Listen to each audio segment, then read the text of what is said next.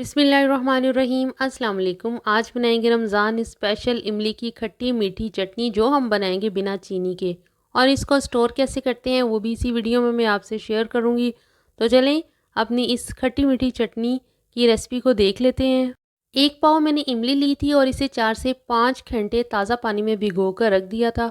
और इसके बाद इसमें से तमाम गुठलियाँ निकाल दी हैं और अब ये प्योर इमली का पल्प है।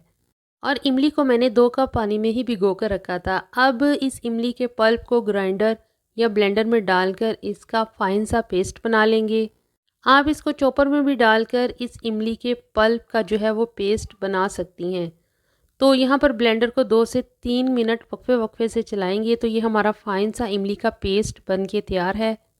अब एक पतीली को फ्लेम पर रखेंगे और इसमें इमली का जो हमने पल्प ग्राइंड किया था वो डाल देंगे। और यहाँ मैंने 400 ग्राम गुड़ लिया है, यानी 250 ग्राम इमली के लिए मैं 400 ग्राम गुड़ जो है वो यूज़ कर रही हूँ।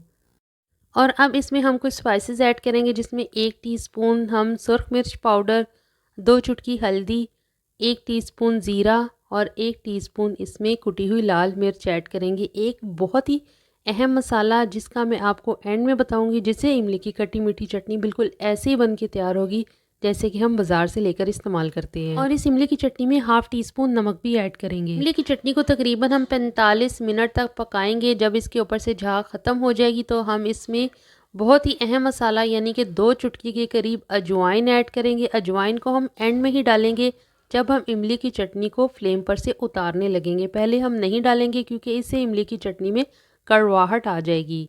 तो हमारी खट्टी मीठी इमली की चटनी बिल्कुल तैयार है। थिकनेस इसकी बहुत ही ज़बरदस्त बनी है और ये गुड़ की वजह से थिकनेस जो इसकी है वो मज़ीद जो है वो ठंडा होने पर इमली की चटनी गाढ़ी होती है, इसलिए इसको पकाते हुए बहुत ज़्यादा हम गाढ़ा नहीं करेंगे।